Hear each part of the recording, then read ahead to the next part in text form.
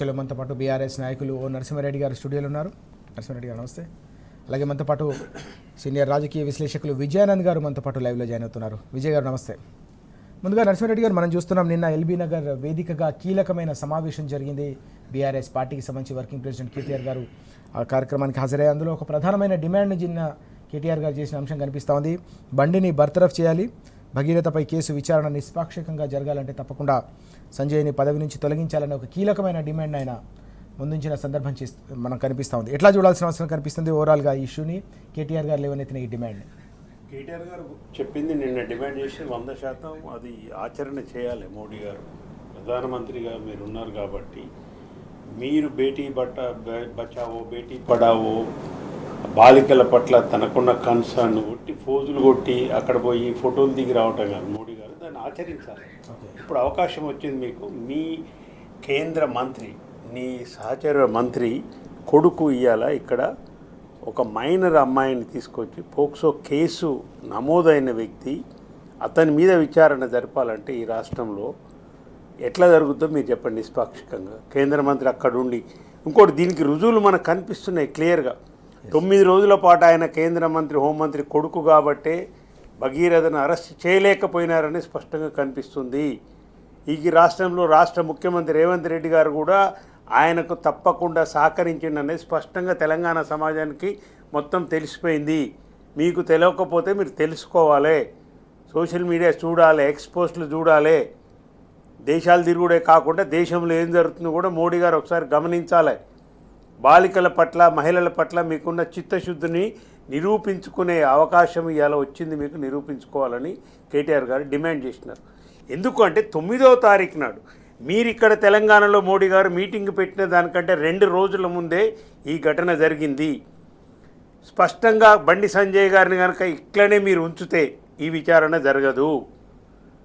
బాధితురాలికి అన్యాయమే జరుగుతుంది, మైనర్ అమ్మాయికి అన్యాయమే జరుగుతుంది. పోక్సో చట్టం నీరు గారిపోతుంది. ఎందుకంటే పోలీస్ స్టేషన్ పోయి పేట్ బషీరాబాద్ పోలీస్ స్టేషన్లో వివరాలు కనుక మనం గమనిస్తే 5 గంటలు 5 అవర్స్ వాళ్ళు 5 గంటలు తల్లి బిడ్డ ఆ మైనర్ గర్లు కొట్లాడితే తప్పితే మేము పోయి మోడీ మీటింగ్లో ఆత్మహత్య చేసుకున్నామని బెదిరిస్తే తప్పితే ఆ స్థితికి వాళ్ళు మానసికంగా పోతే తప్పితే ఇక్కడున్న పోలీసు వాళ్ళు కేసు నమోదు చేసుకోలేదు. కనీసం వాళ్ళ వాంగ్మూలం తీసుకోవడానికి కూడా ఇక్కడ పోలీసులు నిరాకరించినారు. దీని మీద బండి సంజయ్ ప్రభావం లేదా? ఇక్కడ కాంగ్రెస్ ప్రభుత్వం బండి సంజయ్కు ఏమంటారు మద్దతు ఇచ్చినట్టుగా సహకరించినట్టుగా స్పష్టంగా బయటపడ్డది కదా ఇవాళ. ఇట్లాంటి పరిస్థితులలో తర్వాత ఒక డ్రామా, బండి సంజయ్ నేను చాలా సామాజిక బాధ్యత ఉంది నాకని చెప్పి 9 రోజుల తర్వాత ఆయన నేను సరెండర్ చేసిన అంటాడు. పోలీస్ కమిషనర్ ఏమో మేమే పట్టుకున్నాం, పలానా ప్లేస్లో పట్టుకున్నాం, అరెస్ట్ చేసినాం అంటారు. అరెస్టా తెలియదు, సరెండరా తెలియదు. ఇన్ని వాదనలు మీరు చూడండి, ఎక్కడెక్కడైనా కానీ ఎక్కడ కూడా బాధితురాలకి న్యాయం జరగలేదు. అసలు మైనర్ ఇంకా మీ సోషల్ మీడియా మోడీ గారు ఇక్కడ బండి సంజయ్ గారు, కిషన్ రెడ్డి గారు స్పందించాలి. ఎందుకు స్పందిస్తలేదు కిషన్ రెడ్డి గారు? మీరు కేంద్ర మంత్రిగా ఉన్నారు, బీజేపీ పార్టీ స్పందించాలి. రాష్ట్ర బీజేపీ స్పందించదా అండి? రామచంద్రరావు గారు అంటే మాకు సంబంధం లేదని. ఎట్లా సంబంధం లేదు రామచంద్రరావు గారు చెప్పండి, ఎట్లా సంబంధం లేదో చెప్పండి. సంబంధం లేదని మాట్లాడితే కాదు, మీకు ఎట్లా సంబంధం లేదో మీరు వివరించాలి.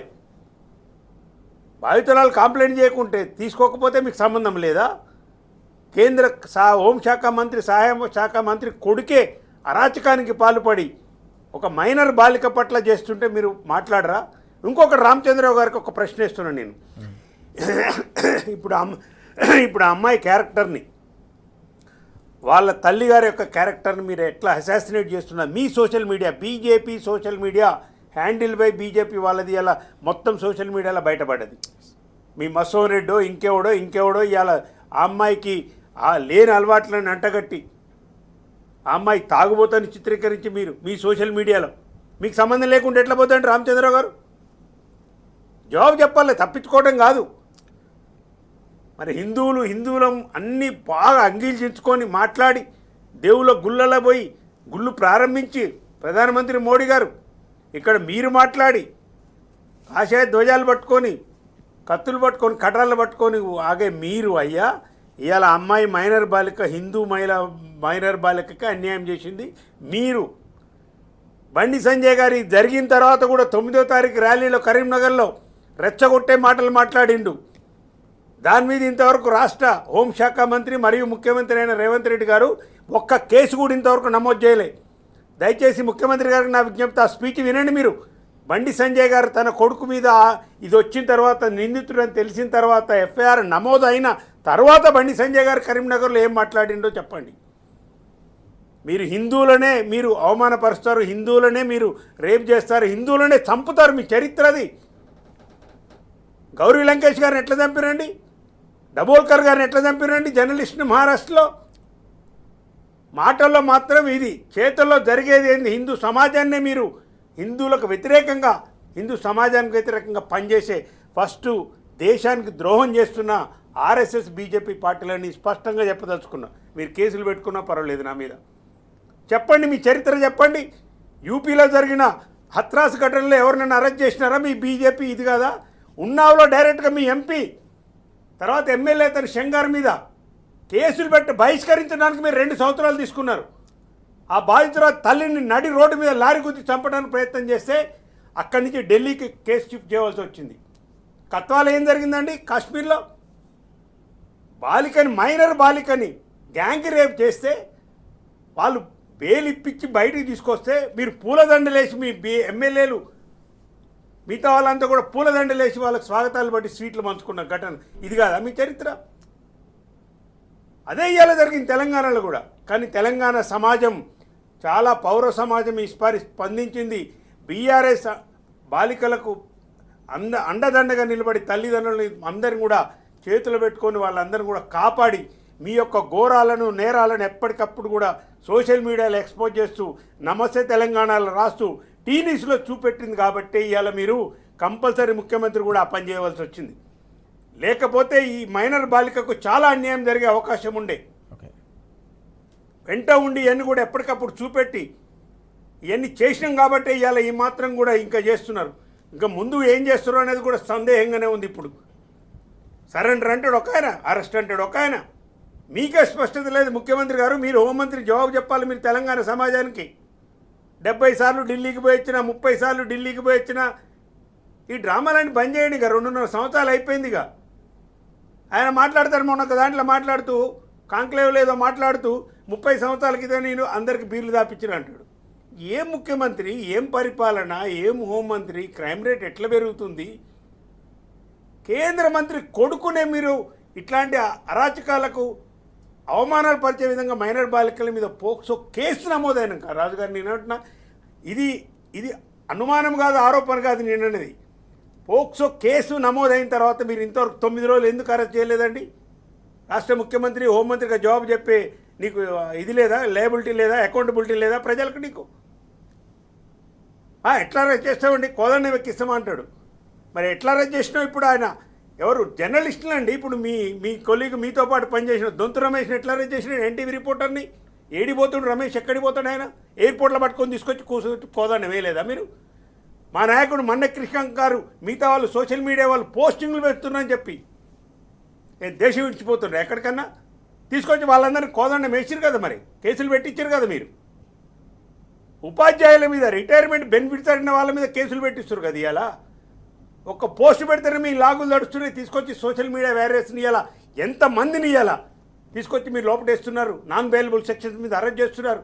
అది నల్లబాలు కావచ్చు, కృష్ణంక్ కావచ్చు, ఇంకెవరైనా కావచ్చు మిత్రుడు. మహిళా జర్నలిస్టులు అండి.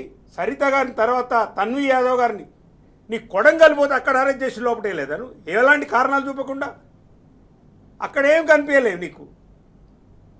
అక్కడ మొత్తం చట్టబద్ధతే ఉంది. బండి సంజయ్ కొడుకుని అరెస్ట్ చేయటం మాత్రం ఇక్కడ మీరు అనగానే, బీఆర్ఎస్ వాళ్ళు అనగానే మేము తీస్తే కొనదండం వేస్తామా? కనిపిస్తుంది కదా క్లియర్గా. ఇవాళ బండి సంజయ్ కొడుకును ఇక్కడ రాష్ట్ర ప్రభుత్వము, కాంగ్రెస్ ప్రభుత్వము, దట్టు ఎస్పెషల్లీ ముఖ్యమంత్రి రేవంత్ రెడ్డి గారు హోంమంత్రిగా ఉండి ఎట్లా కాపాడింది అనేది తెలంగాణ ప్రజలకు పూర్తిగా అర్థమైపోయింది. మీ నిజ స్వరూపము నగ్నంగా అందరి ముందు మీరు దాచుకోలేక బయట పెట్టుకున్నారు. ఏది? ఒక మైనర్ బాలిక విషయంలో ఈయన తల్లి స్టేట్మెంట్ ఇచ్చిందండి. ఇంకా బండి సంజయ్ గారు బాగోతాం జర్నలిస్టులను పంపించి బెదిరించి ఇలా బండి సంజయ్ని కూడా అసలు యాక్చువల్గా ఏటుగా నమోదు చేయాలి, కేసు నమోదు చేయాలంటే నేను హైకోర్టు సుమోటోగా తీసుకోవాలి బండి సంజయ్ని. ఆయన కూడా పిలిపించి ఆయన ఫామ్ హౌస్ బెదిరించలేదా? డబ్బులు ఇస్తామని మీరు ఆశ చూపలేదా? కేసు విత్డ్రా చేసుకోమని అడగలేదా? ఎన్నెన్ని అబద్ధాలండి. ముఖ్యమంత్రి గారు స్వయంగా మాట్లాడినారు. ఆ కాంక్లేవ్లో ఏం మాట్లాడుతారో వాళ్ళు మేజర్ గారులు ఆమె మీద కూడా కేసులు ఉన్నాయి. మా ప్రధాన కార్యదర్శి ప్రవీణ్ కుమార్ గారు క్లియర్గా చెప్పింది, ఎవరు కంప్లైంట్ చేసిరు కరీంనగర్ పిఎస్లో చెప్పమని అడిగినాడు. ఇంతవరకు జవాబు లేదు. మైనర్ గర్ల్ అయిన అమ్మాయిని తీసుకొచ్చి మేజర్ గర్ల్ అని మీరే ప్రచారం చేసి, రాష్ట్ర ప్రభుత్వం ప్రచారం చేసింది, మీ సోషల్ మీడియా ప్రచారం చేసింది, బీజేపీ సోషల్ మీడియాతో పాటు. ఇంత అన్యాయంగా పరిపాలన చేస్తుంటే ఇక్కడ కేంద్రం బీజేపీ మాట్లాడదు. బీజేపీ కాంగ్రెస్ కుమ్ముక్కైపోయినాయి క్లియర్గా. ఈయన ఏదైతే ఇంతకుముందు చెప్పిండో నాది ఆర్ఎస్ఎస్ స్కూలు, బీజేపీ స్కూలు, నా కాలేజీ తెలుగుదేశం, నా ఉద్యోగం కాంగ్రెస్ అన్నాడు. ఇప్పుడు స్కూల్లో ఉన్నాయని ఆయన రుణాలు తీసుకుంటుండు. ఇప్పుడు ఆర్ఎస్ఎస్ రుణం తీసుకుంటుండు, బీజేపీ రుణం తీసుకుంటుండు. ఆయనేమో ప్రధానమంత్రి గారేమో ఆ ప్రభుత్వ కార్యక్రమాలలో మేరేసో జోడో అంటాడు. ఆయన ఖచ్చితంగా కనిపిస్తుంది అస్పష్టంగా. దీనిలో తెలంగాణ సమాజం ఈసారి చూపిన మహిళామణులు, మహిళా సోదరిమణులు చేసిన పోరాటం నిజంగా కూడా వాళ్ళందరూ కూడా శిరస్సు వంచి నమస్కారం చేస్తున్నాను నేను. వాళ్ళ యొక్క పోరాట పటిమకు, సోషల్ మీడియా వ్యారేజ్ చేసిన పోరాటానికి, బీఆర్ఎస్ పార్టీ నాయకులందరికీ, ఎస్పెషల్గా కేటీఆర్ గారు అప్పచెప్పిన అసైన్మెంట్ను ప్రవీణ్ కుమార్ గారు చాలా స్పష్టంగా ఎక్కడికక్కడ మొత్తం కూడా టెక్నికల్గా రాజకీయంగా ఎండగట్టి ఇలా మొత్తం కూడా ఈ కేసుని ఇలా ఉండబట్టి ఆ మాత్రం ఎఫ్ఐఆర్ చేసి అరెస్ట్ చేశారు. లేకపోతే అది కూడా చేయకపోతారు. బాధపడతా నేను చెప్తున్నాను.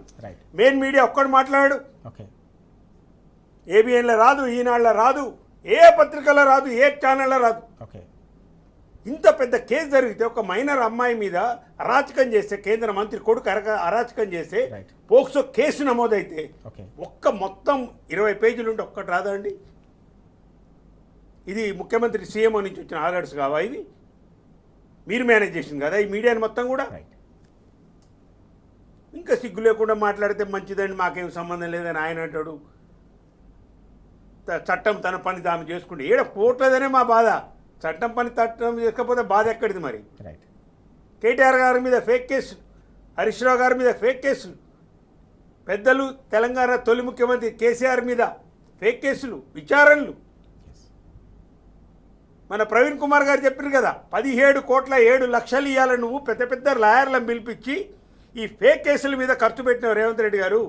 మరి బాలిక ఎక్కడైతే హైకోర్టులో పోయిందో ఒక జీపీని పెట్టలేరా? ఒక ఢిల్లీ నుంచి ఒక మంచి లాయర్ని పెట్టలేరా? ఒక 5 లక్షలు పెట్టి 10 లక్షలు పెట్టి ఎందుకు అయ్యాలో రాజకీయంగా బదనాం చేయాలి? ఫేక్ కేసు అయినా రాజకీయంగా బదనాం చేయాలి బీఆర్ఎస్ నాయకుల్ని. ఇక్కడ బండి సంజయ్కి అనుకూలంగా ఉండాలి కాబట్టి ఇవాళ హైకోర్టులో జరిగిన వాదనలో వారు సొంతంగా ఒక లాయర్ని పెట్టుకున్నారు కాబట్టి ఈ మాత్రం జరిగింది. ఆ పీపీని నమ్ముకుంటే అది కూడా కాకపోయి ఇప్పుడు హైకోర్టులో మధ్యంతర బెయిల్ వచ్చేది, ఆ అబ్బాయి దొరకపో బండి బగిరేదంటోడు. ఈ విధంగా రాష్ట్రంలో పరిపాలన చేస్తుంది కాంగ్రెస్ ప్రభుత్వం. ఖచ్చితంగా తెలంగాణ సమాజం ఇంకా తిరగబడాలి. ఈ అరాచక పాలనకు ఖచ్చితంగా అంతం చేసే విధంగా రావాలి. మళ్ళొక్కసారి ఇట్లాంటి ఎంత పెద్ద నాయకుడు చేసినా కానీ ఎంటబడి తంతమనే సందేశం ఏదైతే ఇవాళ ఇచ్చినారో దీన్ని ఇట్లనే కొనసాగించాలి, చైతన్యాన్ని కొనసాగించాలని తెలంగాణ సమాజాన్ని కోరుకుంటూ కేటీఆర్ గారు చెప్పిన డిమాండ్ 100% కరెక్ట్. మోడీ గారు మీరు స్పందించాలి, వెంటనే బండి సంజయ్ని బర్తరఫ్ చేయండి ఫస్ట్. మనం చూస్తా ఉన్నాం, చాలా స్పష్టంగా వైఎన్ఆర్ గారు చెప్తా ఉన్నారు. కేటీఆర్ గారు చేసిన డిమాండ్ మేరకు తప్పకుండా దేశ ప్రధాని స్పందించాల్సిన అవసరం ఉందని చెప్పేసి ఆయన స్పష్టంగా చెప్తున్న అంశాలు మనం చూస్తున్నాం. దీంతో పాటుగా తెలంగాణ పౌర సమాజం కూడా అత్యంత చైతన్యవంతంగా ఈ మొత్తం వ్యవహరించింది. రానున్న రోజుల్లో కూడా ఇదే చైతన్యాన్ని ప్రదర్శించి కుమ్మక్కు రాజకీయాలకు తెర పరకాలని చెప్పేసి కోరుతున్న సందర్భాన్ని కూడా మనం చూస్తా ఉన్నాం. విజయ్ గారు, మనం చూసాం ఇంతకుముందు వైఎన్ఆర్ గారు చాలా స్పష్టంగా చెప్పిన అంశం వాస్తవానికి బీజేపీకి సంబంధించిన నినాదాలకు విధానాలకు పొంతన లేకుండా పోతుందనే అంశాన్ని ఆయన ప్రస్తావించిన పరిస్థితి. బేటీ బచావో అనే నినాదం ఒకవైపు వినిపిస్తూనే మరోవైపు తీవ్ర స్థాయిలో మైనర్ బాలికకు అన్యాయం చేసే విధంగా వ్యవహరించిన అనే అంశాన్ని మనం చూసాం. ఈ క్రమంలోనే నిన్న కేటీఆర్ గారు ఒక కీలకమైన డిమాండ్ను దేశం ముందు ఉంచిన సందర్భం, దేశ ప్రధాని కూడా ఆయన డిమాండ్ చేసిన సందర్భం, బండిని బర్తరఫ్ చేయాలని చెప్పేసి ఆయన ఎల్బీ నగర్ వేదికగా నిన్న ఈ అంశాన్ని డిమాండ్ చేసిన విషయం మనం చూస్తూ ఉన్నాం. దీనిపై పెద్ద ఎత్తున ఈరోజు చర్చ జరుగుతున్న అంశం కూడా మనకు కనిపిస్తుంది. ఎట్లా చూడాలి ఈ మొత్తం ఇష్యూనంతా కూడా? గుడ్ మార్నింగ్ అందరికీ. యాక్చువల్గా కేటీఆర్ గారికి అంత అవకాశం ఇవ్వాల్సింది కాదు బండి సంజయ్ గారు.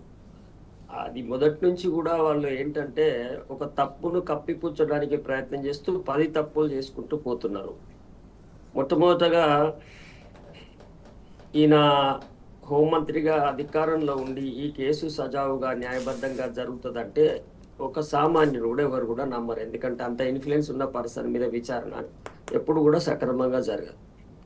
ఇకపోతే అందుకని తప్పకుండా ఆయన స్వచ్ఛందంగా పదవిలోంచి తప్పుకోవడం అనేది ఉత్తమమైన పద్ధతి. కానీ బండి సంజయ్ గారి వైఖరి చూస్తుంటే మొదటి నుంచి కూడా ఎప్పుడైతే వాళ్ళ అబ్బాయి మీద ఆరోపణలు వచ్చినాయో విచారణ సజావుగా జరగనిచ్చి ఉంటే, ఆయనను మందలిచ్చి ఉంటే బాగుండే. ఆయన ఇన్ఫ్లుయెన్స్ చేస్తాడు అన్నప్పుడు ఆయన రాజీనామా చేయాలనేది ఒక మనము ప్రూఫ్ కింద తీసుకోవాలి. అయితే ఆయన ఇన్ఫ్లుయెన్స్ చెయ్యడు అనేది ఇప్పుడు రాజీనామా చేయకపోవడానికి వాళ్ళ కారణం చూపిస్తున్నటువంటి విషయం. ఆయన ఇన్ఫ్లుయెన్స్ చేస్తాడు అనేది మనకి ఎక్కడ ప్రూఫ్ అయిందంటే, ఎప్పుడైతే ఈ అబ్బాయి ఆ అమ్మాయి పట్ల చెడుగా వ్యవహరించాడని వాళ్ళ పేరెంట్స్కి తెలిసిన తర్వాత వాళ్ళు మధ్యవర్తుల నేతృత్వంలో వాళ్ళు చర్చలు జరిపితే ఆయన బెదిరించాడు అనేది ఎప్పుడైతే చెప్పారో, అరే సారీ ఇట్లా జరిగిందా అని వాళ్ళ అబ్బాయిని వాళ్ళ ముందు కోప్పడి ఉంటే, ఇంకోసారి ఇలాంటివి చేయొద్దని ఆయన చెప్పుంటే ఏమవుతుండే, అసలు ఈ విషయం సమాజం ముందరికి రాకపోతుండే. ఆ బండి సంజయ్ నుంచి చాలా సంస్కారాన్ని ఎక్స్పెక్ట్ చేస్తారు మీరు. ఓకే, అంత సంస్కారమైన వ్యక్తి కాదు ఆయన. అయితే చాలా ఎక్స్పెక్ట్ చేస్తారు. అంత సంస్కారాన్ని ఎక్స్పెక్ట్ చేయడం అంత సబబు కాదేమో నా ఉద్దేశంలో బీజేపీ వాళ్ళ నుంచి. అయితే ఆయన బండి సంజయ్ కాదు కదా సార్, ఆయన హోంశాఖ మంత్రి కూడా కదా. అదే చెప్పేది. మరి ఏం చేస్తాం, తప్పకుండా ఆ స్థాయిలో ఉన్న వాడి మీద ఆ మాత్రం ఎక్స్పెక్టేషన్ సమాజంలో ఉంటది. కానీ అంతకన్నా భిన్నంగా ప్రవర్తించినప్పుడే ఈ చర్చ జరుగుతుంది. అందుకనే ఆయన హోంశాఖ మంత్రిగా కాకుండా ఎట్లా చేశాడు, ఆయన వాళ్ళ తల్లిదండ్రులను బెదిరించాడు అని చెప్పి వాళ్ళు ఆరోపణ చేస్తున్నారు. బెదిరించితే కూడా వాళ్ళు భయపడి, మీరు చూస్తే ఇన్ఫ్లుయెన్స్ అవుతారు అనేది ఎందుకు చెప్తున్నాము, ఎందుకు రాజీనామా చేయాలనే డిమాండ్ ముందుకు వచ్చింది కేటీఆర్ అయినా ముందట ఎందుకు పెట్టారు అని అంటే, ఆయన ఈ గతంలో ఇప్పుడు ఈ సందర్భం రాగానే వెంటనే తన కొడుకు మద్దతుగా అన్యాయం జరిగిన వాళ్ళ కోసం కాకుండా కొడుకు కోసం వాళ్ళనే బెదిరించి పంపించినాడు అనేది ఒక ఆరోపణ ఉన్నది. ఓకే, అది 4 గోడల మధ్య జరిగింది అనుకుందాం మనం. అయిపోయిన తర్వాత కూడా వాళ్ళు భయపడి వాళ్ళు ఎక్కడ కేసు నమోదు చేయలే, వాళ్ళు బయటికి రాలేదు. ఎప్పుడు వచ్చినారు, మళ్ళీ అట్లా చేసిన తర్వాత కూడా తన కొడుకును కంట్రోల్లో పెట్టుకోకపోగా ఆయన ఇంకా నీ వీడియోలు ఫొటోస్ వాళ్ళ స్నేహితులకు వాళ్ళ గ్రూపులలో అందరికీ చూపించడంతో వాళ్ళు చాలా ఇబ్బందికి గురైన తర్వాత మాత్రమే ఇక ఇప్పుడు బతుకున్నా చంపేసినట్టే, చచ్చినట్టే అనుకొని ధైర్యం చేసి వాళ్ళు పోలీస్ స్టేషన్లో కంప్లైంట్ చేసినారు. జనరల్ గా ఒక కేంద్ర హోంశాఖ సహాయ మంత్రికి వ్యతిరేకంగా ఒక సామాన్యుడు వెళ్ళి పోలీస్ స్టేషన్లో కేసు పెట్టడం అనేది ఎంత కఠినంగా ఉంటుంది, అదేమన్నా సామాన్యమైన విషయమా? కాబట్టి అయినా ధైర్యం చేసిందంటే అది వాళ్ళ చివరి అంశంగా మారిపోయింది లైఫ్ లో. కాబట్టి పోయిన తర్వాత కూడా ఏమైంది, సరే దానికి సంబంధించి అరెస్ట్ చేసి అదే రోజు ఇవాళ నిన్న ఏదైతే చట్టం నాకు గౌరవిస్తానని చెప్పినటువంటి బండి సంజయ్ గారు ఎప్పుడైతే పోలీసులు కేసు పెట్టారో ఆయనను ఎక్కడున్నా నువ్వు వెళ్ళి పోలీసులకు సరెండర్ కమ్మని నిన్న చెప్పిన ముచ్చట ఆనాడే చెప్పుంటే కూడా ఆయన ఇన్ఫ్లుయెన్స్ చేయడం, ఆయన రాజీనామా చేయాల్సిన అవసరం లేదు, ఆయన అబ్బాయి వేరు ఈయన వేరు, ఈయన రాజకీయాలు వేరని కూడా మనం భావించే అవకాశం ఉంటుండే. నేను నరసింహారెడ్డి గారికి నేను అదే ఇప్పుడు ఎస్టాబ్లిష్ చేస్తున్నా, ఆయన మనం ఎక్స్పెక్ట్ చేస్తున్న మనిషి కాదని అనడానికి ఇప్పుడు వస్తుంది కారణం ఏంది, ఆయన అట్లాంటి వ్యక్తి కాదు. ఆయన నిరంతరము తన పదవిని తన హోదాను అడ్డు పెట్టుకొని తన కొడుకును సేవ్ చేయడానికి ప్రయత్నం చేస్తున్నట్టుగా మనకి ఆయన క్యారెక్టర్ ఇప్పుడు మనకు కనబడుతుంది. ఊరికే ఆయన మీద మనం ఆరోపణ చేయలేం కదా. ఆయన ప్రవర్తన ఎట్లా ఉంది అంటే ఈ కేసులో తప్పకుండా ఆయన ఇన్ఫ్లుయెన్స్ చేస్తున్నాడు, తన పదవిని అడ్డు పెట్టుకొని తన హోదాను అడ్డు పెట్టుకుని అనేది మనకు కనబడుతున్నది కనుక ఆయన పదవిలో ఉండడానికి అర్హుడు కాదనేది మనం చెప్తున్నాం. సో అట్లా ఆయన ఈ పదవికి అర్హుడు కాదు, ఎందుకంటే ఆయన ఇప్పుడు ఇన్ఫ్లుయెన్స్ చేసినాడు. ఇప్పుడు వారం రోజులు ఆయన ఇక్కడే ఉండడానికి ఇప్పుడు మనకి ఆయన లొంగపోయిండు, మేమే అప్పచెప్పినామని ఆయన ఎప్పుడైతే స్టేట్మెంట్ ఇచ్చినప్పుడు మనకి ఏం అర్థమవుతుంది, ఆయన బండి సంజయ్ గారి ఆధ్వర్యంలోనే ఉన్నాడు కానీ ఆయన పోలీసులకు అప్పచెప్పలేదు. పోలీసులు వెళ్ళి తిరిగేదాకా నువ్వు ఒక కేంద్ర మంత్రిగా ఉండే ఒక బాధ్యత గల హోదాలో ఉన్నవాడివి నువ్వే వెళ్ళి సరెండర్ కావే, దానికి సంబంధించిన కేసు ప్రొసీడింగ్ కానీ మనం ఏం తప్పు చేయలేదు కాబట్టి కోర్టులో చూసుకుందామని అని ఉంటే డిగ్నిఫైగా ఉంటది. ఇవాళ రాజీనామా చేయండి అని అన్నా కానీ అరే రాజకీయంగా మాట్లాడుతున్నారా అనొచ్చు, కానీ ఆయన ఖచ్చితంగా ప్రతి చోట ఇన్ఫ్లుయెన్స్ చేస్తున్నారు అనేది మనకు స్పష్టంగా కనబడుతున్న నేపథ్యంలో ఆయన చేస్తే ఆయన ఆ పదవిలో ఉంటే తప్పకుండా ఈ కేసు అనేది ముందుకు సక్రమంగా సాగదు. ఎవరు కూడా అవతల బాధితులకు మద్దతు ఇవ్వాలంటే కాస్త ఇప్పుడు ఒక రాజకీయ పార్టీ సమాజము అనేక వర్గాలు సంఘాలు ఇవాళ బయటకు వచ్చి పెద్ద మొత్తంలో నిరసన చెప్తున్న నేపథ్యంలో ఈ మాత్రం ఒత్తిడితోటి వాళ్ళ కేసు ముందుకు తీసుకెళ్తున్న పరిస్థితి ఉన్నది. ముఖ్యమంత్రి గారు ఆయన వారం రోజులైనా కానీ కనీసం దాని మీద ఒక చర్య కూడా తీసుకోకుండా ఆపగలిగిందంటే ఆయన ఇన్ఫ్లుయెన్స్ ఎంత పనిచేసింది చూడండి. తర్వాత కేసు అయిపోయిన తర్వాత నెక్స్ట్ డేనే ముఖ్యమంత్రి, కేంద్ర మంత్రి, ప్రధానమంత్రి ఒకే వేదికను పంచుకుంటున్న సందర్భంలో పోలీస్ ఆఫీసర్లైనా తర్వాత న్యాయ వ్యవస్థ అయినా తప్పకుండా ఆ పిక్చర్ చూసిన తర్వాత ఇన్ఫ్లుయెన్స్ అవుతుంది. సో ఇట్లా ఒక పెద్ద హోదాలో ఉన్న వాళ్ళు ఇంత తక్కువగా ఆలోచించకూడదు. సరే ఇప్పుడు మీ పెద్ద హోదాలో ఉన్న ఇప్పుడు వాళ్ళ అబ్బాయి మిస్టేక్ చేసిండు అనుకోండి, చేసినప్పుడు ఒకవేళ నువ్వు హోదాను కాపాడుకోదలుచుకుంటే నువ్వు హోదాకు తగ్గట్టుగా బిహేవ్ చేయాలి. కొడుకును కాపాడుకోదలుచుకుంటే హోదాలో ఉండకూడనటువంటి వ్యక్తిత్వం ఇది ఒక సామాన్యుని కంటే తక్కువ అన్నమాట, ఎదగలే అన్నమాట. కాబట్టి రాజీనామా చేయాలి. కాబట్టి ఈ రకంగా ఆయన అక్కడ ఉండి పదవిలో ఉండి ఈ కేసు సక్రమంగా కొనసాగుతుందని సాధ్యం కాదు. ఇప్పటికైనా కానీ మావాడు తప్పు చేయలేదని ఎట్లయితే కరీంనగర్ లో స్పీచ్లు ఇచ్చి కవర్ చేయడానికి ప్రయత్నం చేసినాడు, అట్లాగే ఇప్పుడు కూడా తర్వాత ఇప్పుడు తప్పకుండా మావాడు తప్పు చేసిన మేము చట్టం ముందట ఎట్లయితే అప్పచెప్తున్నాం అనాల్సి వచ్చిందో, ఇవాళ ఆయన స్వచ్ఛందంగా రాజీనామా చేసి మావాడు పొరపాటు చేస్తే విచారణ జరిగేదాకా నేను పదవిలో ఉంటే సరిగా న్యాయం జరగదు కనుక నేను రాజీనామా పెడుతున్నాను, నాది మావానికి క్లీన్ చిట్ వచ్చిన తర్వాతనే మా ప్రధానమంత్రి ఒప్పుకుంటే నాకు పదవి రాని, లేకపోతే అవసరం లేదు, నేను ప్రజల ముందట విచారణకు సిద్ధంగా ఉంటానంటే ఇప్పటికైనా చాలా డిగ్నిఫైగా ఉంటది. ఇవాళ ఆయన ఎందుకన్నాడు ఆ మాట, మావాన్ని నేను చట్టం ముందు అప్పచెప్తున్నాను, నాకు చట్టం అంటే గౌరవం అనేది డిగ్నిటీ కాపాడుకోవడం కోసం అన్నాడు ఆ మాట. ఇంత జరిగినాక కూడా ఎక్కడో కొంత డిగ్నిటీ కాపాడుకునే ప్రయత్నం చేయడంలో ఆ మాట అన్నాడు. అదే ఇప్పుడు రాజీనామా కూడా మళ్ళా ఏదో పార్టీలో ఇతర సంఘాలు ఒత్తిడి చేసిన తర్వాత రేపు రిజైన్ చేయాల్సిన పరిస్థితి తప్పకుండా ఏర్పడుతుంది. అది ఏర్పడక ముందు తాను రాజీనామా చేస్తేనే బాగుంటది, లేకపోతే తప్పకుండా రాజీనామా చేయడమో వాళ్ళు బర్తరఫ్ చేయడం అట్లాంటి ఒత్తిడి పరిస్థితి తప్పకుండా ఈ కేసులో ముందు ఎదురయ్యేటువంటి అవకాశం ఉంటది కనుక అంత పెద్ద హోదాకి ఎదిగిన తర్వాత తప్పకుండా డిగ్నిఫైగా మెయింటైన్ చేయాల్సి ఉంటుంది. అదే ఎక్స్పెక్టేషన్ చేస్తాం కదా సొసైటీ నుంచి.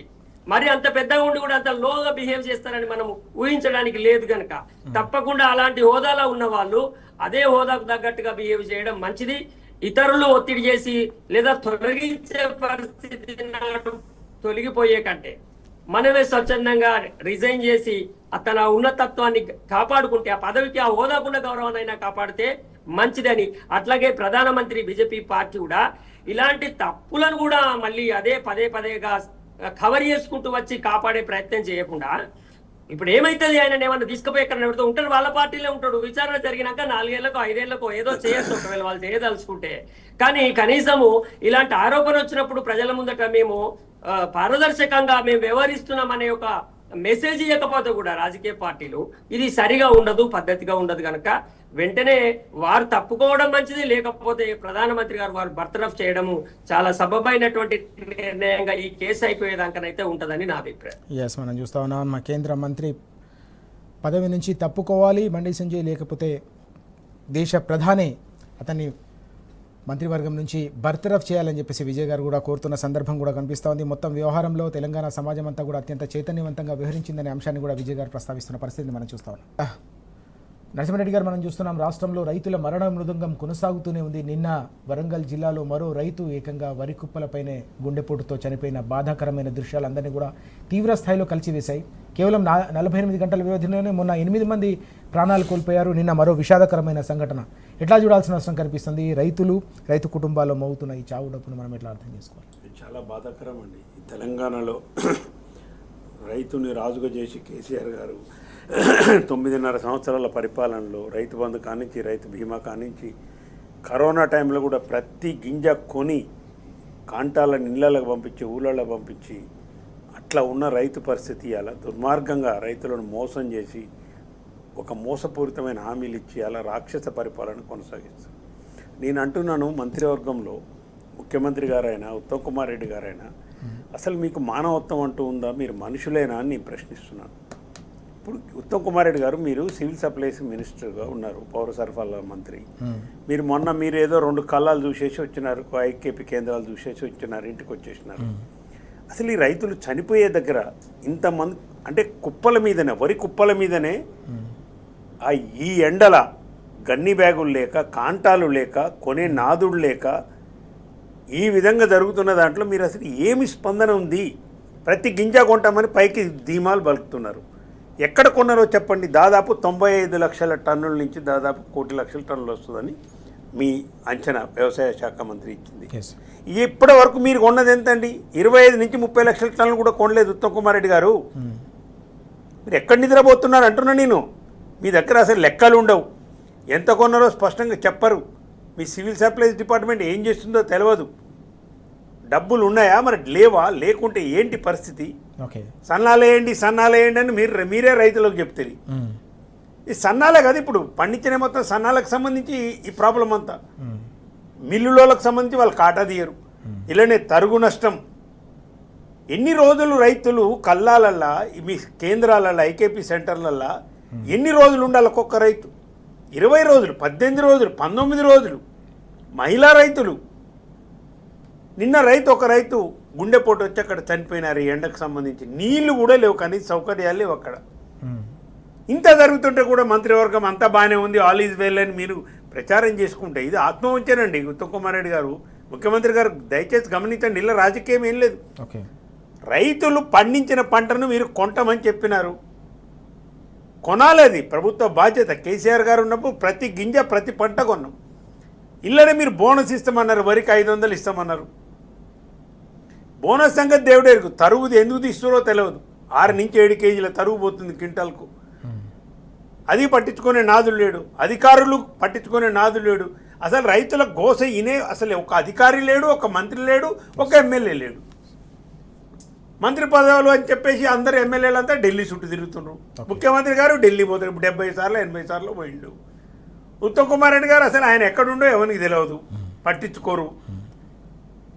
ఈ మాత్రం అంటే కేసీఆర్ గారు ఏర్పాటు చేసిన వ్యవస్థని కరోనా టైంలో దేశమంతా లాక్డౌన్ ఉంటే కూడా నా రైతులు కష్టపడొద్దని చెప్పేసి కాంటాలను ఊర్లలోకి పంపించి, ఇళ్లలోకి పంపించి కొన్న వ్యవస్థని మీరు నడపలేకపోతుండ్రు కాబట్టి మిమ్మల్ని అసమర్థులు అంటున్నాం. మేము రాజకీయ విమర్శ కాదు నేను చేసేది. ప్రాక్టికల్గా మీరు అసమర్థులే. ఇవాళ తేలిపోయింది. పోయిన కారు అట్లనే అయింది, ఈ కారు అట్లనే అయింది. పెట్టుబడి సాయం చేయక ఇప్పటికి దాదాపు 500 మంది రైతులు చనిపోయినారు. మరి ఏమన్నా పట్టించుకుందా ప్రభుత్వం? ఎక్కడికైనా పోయినరా? రైతు బీమా ప్రీమియం కట్టారు మీరు. ఏం చేస్తున్నారు? వ్యవసాయాన్ని ఎటు తీసుకుపోదలుచుకున్నారు? మీ రాజకీయ ఆకాంక్షలు, మీ మంత్రి పదవులు, మీ కొట్లాటలు, మీ అక్రమ సంపాదనలో పంపకాలలో వచ్చిన కొట్లాటలు, రివాల్వర్లు పెట్టి ఇండస్ట్రియల్ బెదిరించి 100 కోట్లు వసూలు చేసిన ఘటనలు, ఇవి తప్పితే మీరు చెప్పండి ఏముందో చెప్పండి. రైతులకు మీరు చేసింది ఒక్క మేలు చెప్పండి. ఒక్క మేలు చెప్పండి. పెట్టుబడి సాయాన్ని 3 కార్లు ఎగ్గొడుతుంది. రైతు బీమా లేనే లేదు. ఒడ్లు కొంటలేరు. మొక్కజొన్న రైతులైతే అధ్వానం. దాదాపు 40 లక్షల నుంచి 45 లక్షలు మొక్కజొన్న ప్రొడక్షన్ వస్తుందని మీ అంచనా ఉంటే ఇప్పటి వరకు మీరు కొన్నది 12 లక్షలండి. ఏ పంట కొన్నారో చెప్పండి. దాదాపు 34 లక్షలు 40 లక్షల టన్నులకు సరిపోయే గోడౌన్లు కేసీఆర్ గారే కట్టిపోయినారు. కేసీఆర్ గారు 9.5 సంవత్సరాలు ఫార్మర్ సెంట్రిక్ గవర్నమెంట్ నడిపిండ్రు. చెప్పిండు ఆయన రైతు కేంద్రంగానే మా చట్టాలు ఉంటాయి, మా పరిపాలన ఉంటుందని అసెంబ్లీలో చెప్పారు. చాలాసార్లు 10 సార్లు చెప్పారు. ఇవాళ మీరు పూర్తిగా రైతు వ్యతిరేక ప్రభుత్వం. నేను డిమాండ్ చేస్తున్నాను, అసలు మీరు ఏం చేస్తున్నారో చెప్పండి. ఇవాళ ఎందుకు ఒడ్లు కొంటలేరు? ఒక వ్యాలిడ్ రీజన్ ఏమన్నా ఉందా?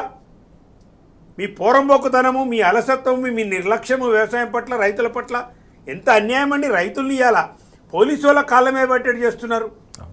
ఎందుకు రైతు కాళ్ళు పట్టుకోవాలండి?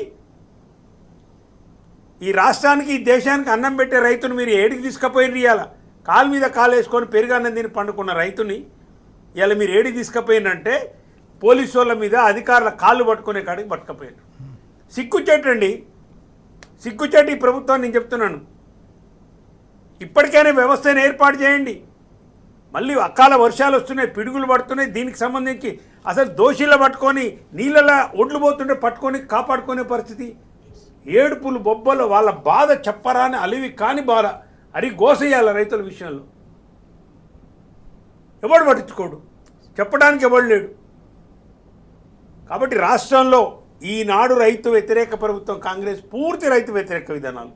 ఒకటి రెండు అని కాదు, అసలు పూర్తి రైతుల యొక్క విధానాలు ఇవాళ నడుస్తున్నాయి. మార్కెట్ వ్యవస్థ కుప్పగూలిపోయింది.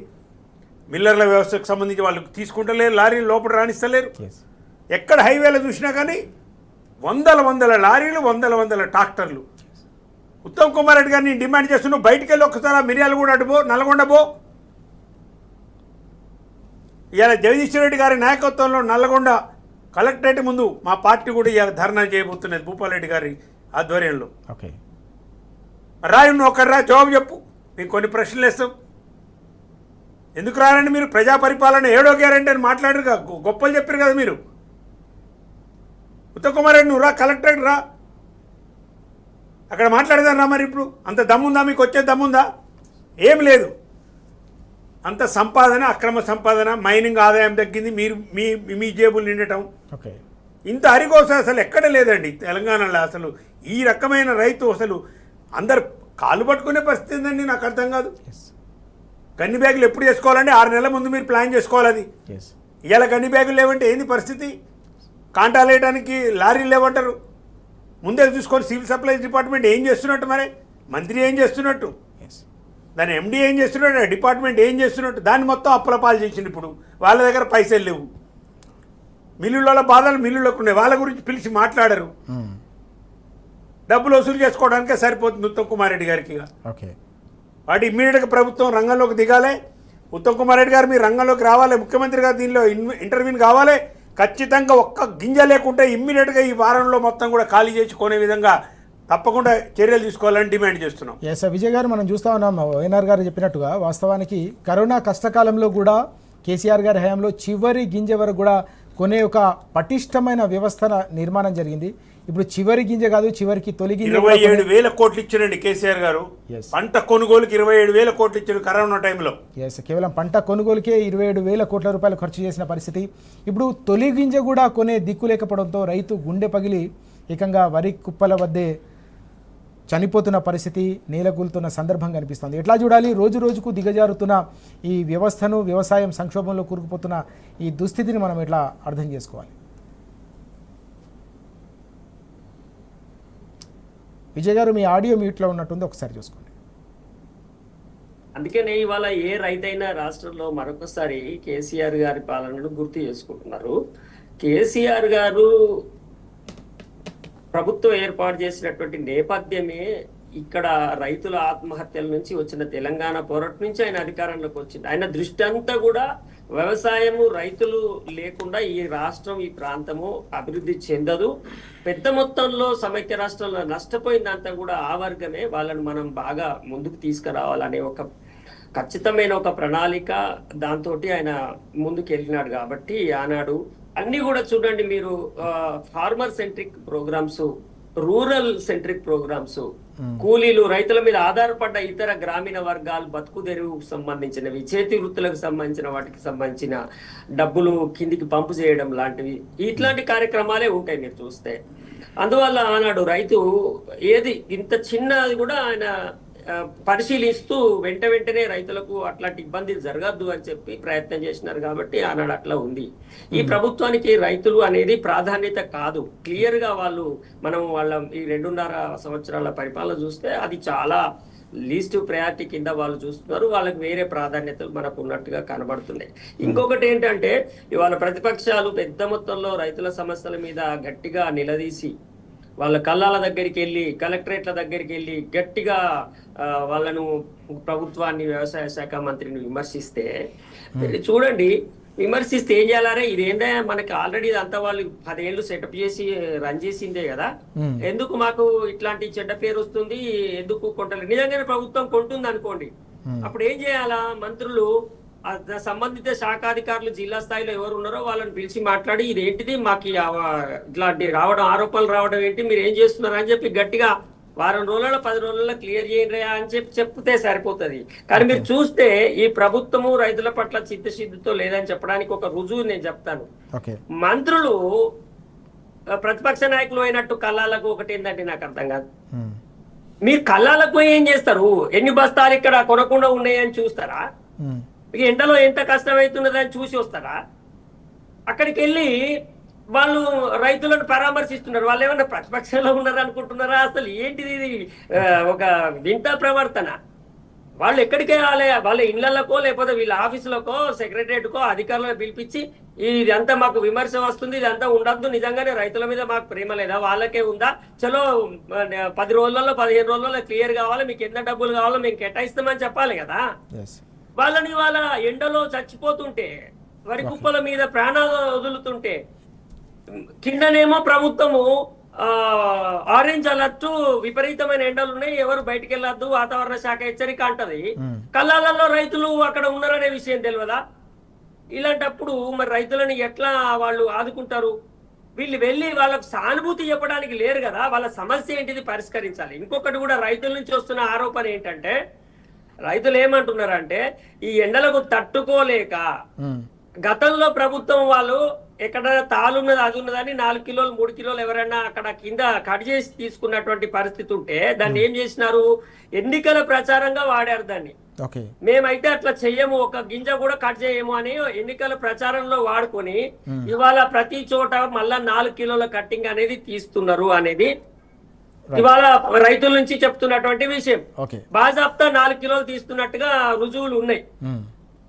ఎందుకు తీస్తున్నారు అంటే, మొట్టమొదలు కొంటే ఏమైతుంది, ఈ రైతు దీనికి వ్యతిరేకంగా ఉంటాడు.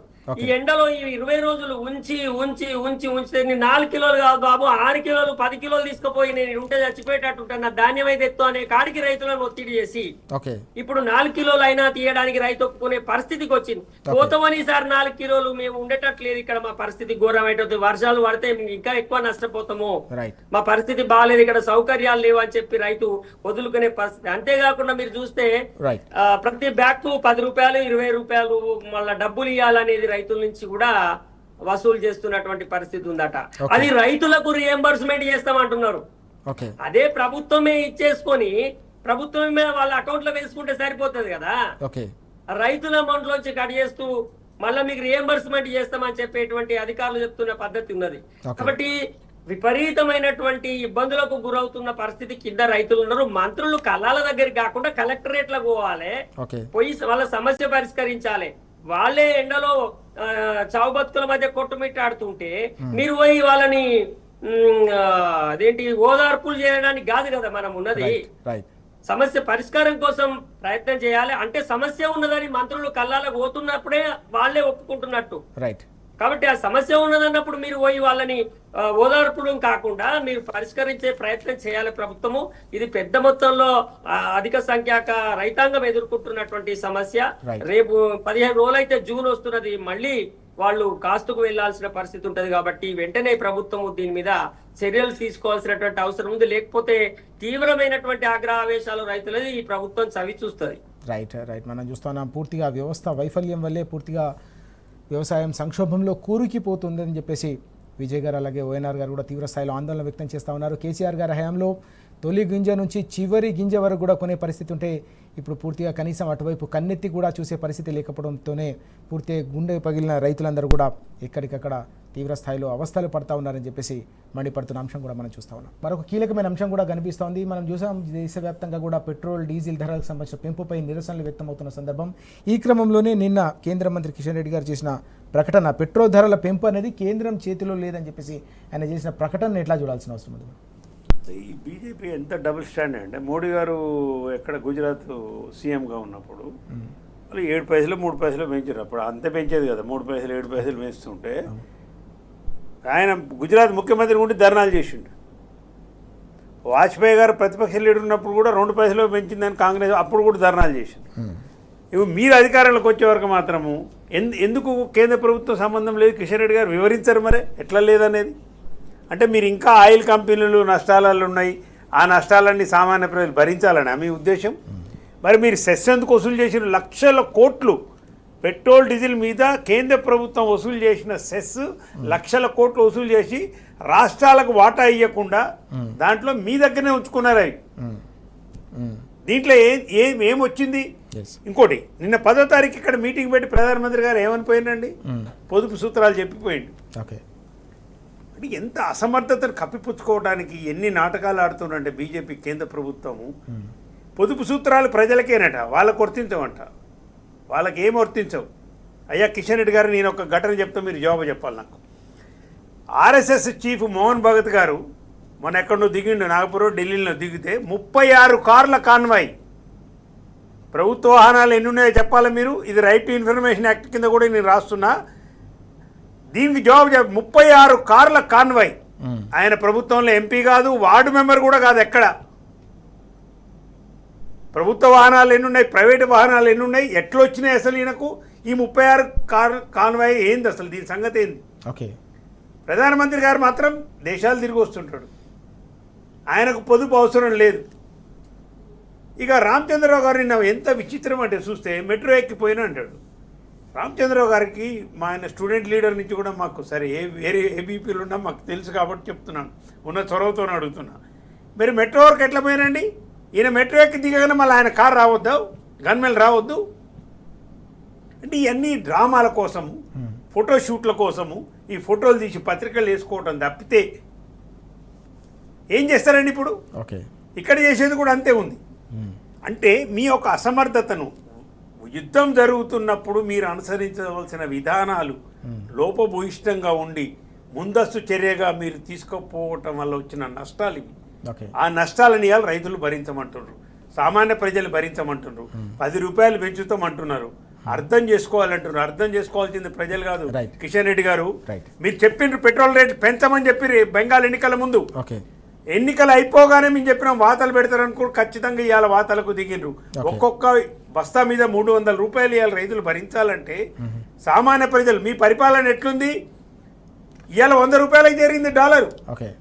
విదేశీ మార్కెట్ నిల్వలు ఎట్లుంటాయి? రోజు రోజుకు రూపాయి పతనము, డాలర్ మీద జరుగుతున్నప్పుడు పతనం ఎట్లుంటుంది మార్క ద్రవ్యాలు? ఇవన్నీ మాట్లాడు, ఈ డ్రామా బాజీ మాట్లాడిన బంద్ చేయండి కిషన్ రెడ్డి గారు. ఒప్పుకొని చంపలేసుకోండి. మేము యుద్ధం సమయంలో కేంద్ర ప్రభుత్వం అనుసరించిన విదేశీ విధానాలు పూర్తి వైఫల్యం అని మీరు చెప్పండి. విజయ్ గారు, మనం చూసాం వాస్తవానికి సెస్ల రూపంలో కేంద్ర ప్రభుత్వం అన్ని ఛార్జీలకు సంబంధించిన వ్యవహారంలో రాష్ట్ర ప్రభుత్వాలకు సంబంధించిన వాటా రాకుండా లక్షల కోట్ల రూపాయలు గతంలో వసూలు చేసిన సందర్భాలు కూడా మనం చూసాం. వాస్తవానికి పెట్రోల్ కావచ్చు, డీజిల్ కావచ్చు, గ్యాస్ ధరలకు సంబంధించిన నియంత్రణ అంతా కూడా కేంద్ర ప్రభుత్వ అధీనంలో ఉంటుంది. కానీ కేంద్రం చేతిలో పెట్రోల్ ధరల పెంపు లేదని చెప్పేసి వచ్చిన ఈ ప్రకటనను మనం ఎట్లా చూడాల్సిన అవసరం? అది పూర్తి హాస్యాస్పదము, తప్పించుకొని పారిపోయే విషయము, ప్రజలను తప్పుదో పట్టించడానికి మాట్లాడే మాటలు. కానీ క్లియర్ గా పెరిగిన మాట ప్రజల అనుభవంలో ఉన్నది, వాళ్ళు ఎదుర్కొంటున్న సమస్య అది. ఇవాళ పాల రేట్ ఆల్రెడీ 3 రోజుల క్రితం 2 రోజుల క్రితం 2 రూపాయలు పెంచేసిర్రు ఆటోమేటిక్ గా. ఇక ఇప్పుడు మిగతా అన్ని పెరుగుతాయి. ఎందుకంటే ప్రతిదీ ట్రాన్స్పోర్టేషన్ ఇవాళ పెట్రోల్ డీజిల్ మీద ఉంటది, రెండింటి మీద కూడా విపరీతంగా పెంచినారు. ప్రధానమంత్రి గారు తెలంగాణకు వచ్చి సభ పెట్టి మాట్లాడిన 2 రోజులు, 2 రోజుల ముందే ఏమని చెప్పినాడు? ఇవన్నీ ఏదో జరగబోతాయి, ఇవన్నీ జరుగుతాయి కాబట్టి మీరు సహకరించాలి. సహకరించడం అంటే ఎట్లా?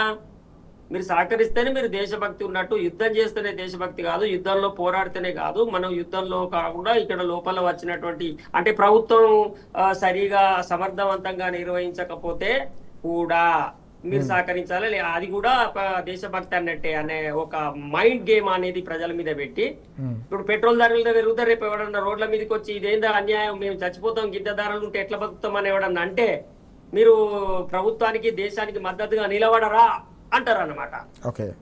ఇక వాడు ఎక్కడ ఇదేమన్నా ఇమ్మోరల్ అనుకొని వాడు ఒత్తుకొని చావాలి. వాడికి ప్రాణం పోయినా కానీ ఈ దేశభక్తి ఎక్కడ అంటే ఎట్లుంటది, మరి మన ఇంత త్యాగం చేద్దాం దేశం కోసం అనే భావన ప్రతి మనిషిలో ఉంటది కదా దేశంలో. కాబట్టి వాడు పెట్రోల్ ధరలు భరించాలా, డీజిల్ ధరలు భరించాలి, రేట్లు పెరిగితే భరించాలి, బంగారం కొనుక్కోకుండా ఉండాలి, పెళ్లి చేసుకోవద్దు, ఇవన్నీ చేయాలి. వాడు చేయకపోతే నువ్వు దేశభక్తుని కాదనే ఒక మైండ్ గేమ్ వాళ్ళ మీద ఇది ప్రకటించి వెళ్ళిపోయాడు. ఆయన ప్రకటించి వెళ్ళిపోయిన తెల్లారి 2 రోజులకే పెట్రోల్ ధరలు, డీజిల్ ధరలు పెంచినాడు.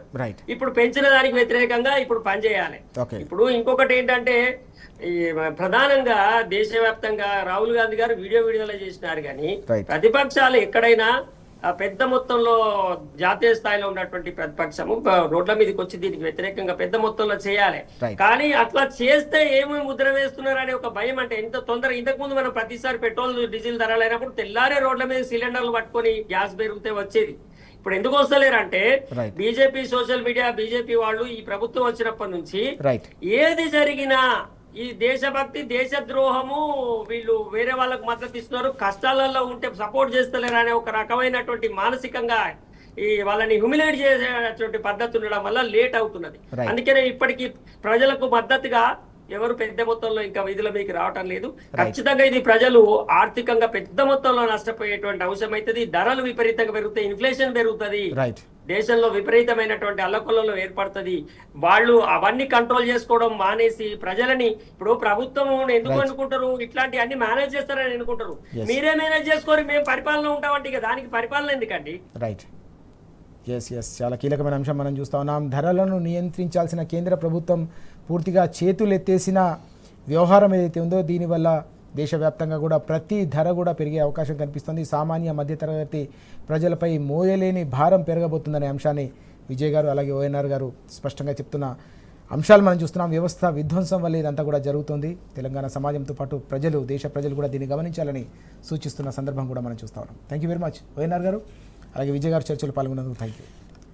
ఇది వాళ్ళ వార్తలు వాస్తవాలు. నమస్తే.